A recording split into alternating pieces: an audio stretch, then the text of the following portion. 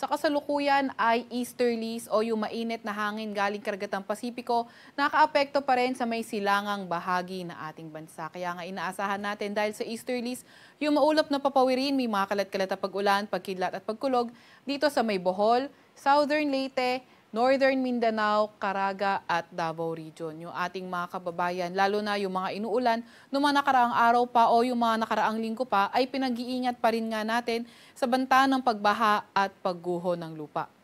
Para naman sa lagay ng panahon sa may Batanes area, dito nararanasan natin yung epekto ng amihan kung saan partly cloudy to cloudy skies tayo, may mga tsansa ng mga mahihinang pag-ulan. Para naman sa lagay ng panahon sa Metro Manila at sa nalalabing bahagi ng ating bansa, partly cloudy to cloudy skies tayo pero may mga tsansa ng mga localized thunderstorms. Yung ating mga Regional Services Division maglalabas ng thunderstorm advisory, rainfall advisory o hindi kaya heavy rainfall warning kung kinakailangan. Para naman sa lagay ng panahon bukas sa Luzon area, inaasahan nga natin dito pa rin sa may Batanes area, dito lang nararanasan natin yung epekto ng amihan kung saan partly cloudy to cloudy skies tayo na may mga tsansa ng mahihinang pag-ulan. Para naman sa Metro Manila at sa nalalabing bahagi ng Luzon, although partly cloudy to cloudy skies tayo, may mga tsansa pa rin nga tayo ng mga localized thunderstorms. Agwat ang temperatura bukas sa Metro Manila maglalaro mula 21 to 33 degrees Celsius, sa Baguio ay 14 to 24 degrees Celsius, 19 to 31 degrees Celsius sa Tagaytay, 22 to 30 degrees Celsius sa Maylawag, 21 to 32 degrees Celsius sa Tugigaraw at 24 to 31 degrees Celsius sa May Legazpi.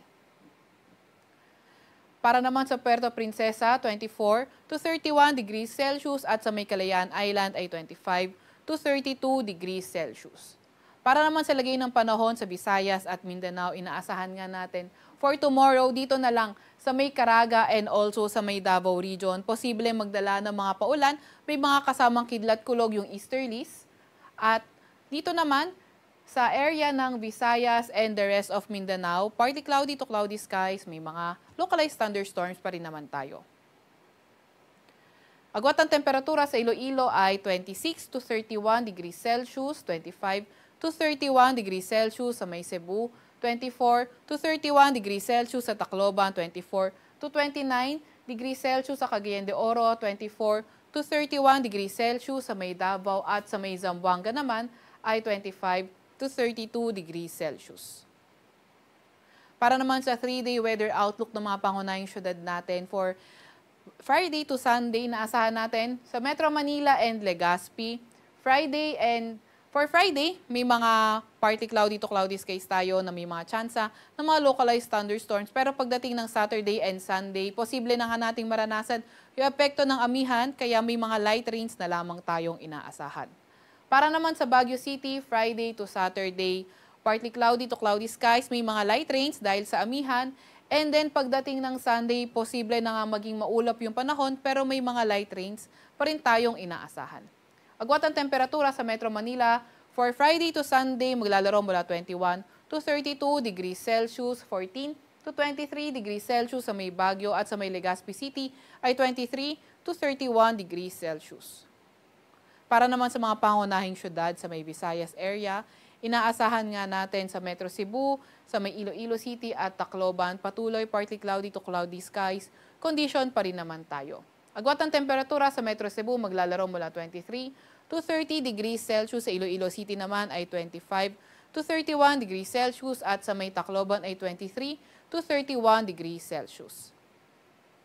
Para naman sa mga pangunahing syudad sa may Mindanao area, inaasahan na nga natin na mas or posibleng bumuti na yung panahon pagdating ng Friday, kung saan mga isolate o mga localized thunderstorms inaasahan natin. So, sa Metro Davao, Cagayan de Oro at Zamboanga City, inaasahan nga natin Friday to Saturday, mga tsansa lang ng mga localized thunderstorms ang posible. Pero ingat pa rin dahil kapag medyo nagiging malakas ulan ng mga thunderstorms, posible pa rin yung mga pagbaha at pagguho ng lupa. Agwat ang temperatura sa Metro Davao, maglalaro mula 23 to 32 degrees Celsius, 24 to 30 degrees Celsius naman sa Cagayan de Oro City at 24 to 33 degrees Celsius sa may Zamboanga City. Ang araw ay lulubog dito sa may Kalakhang, Maynila ng 5:57 ng hapon at sisikat bukas ng 6:23 ng umaga.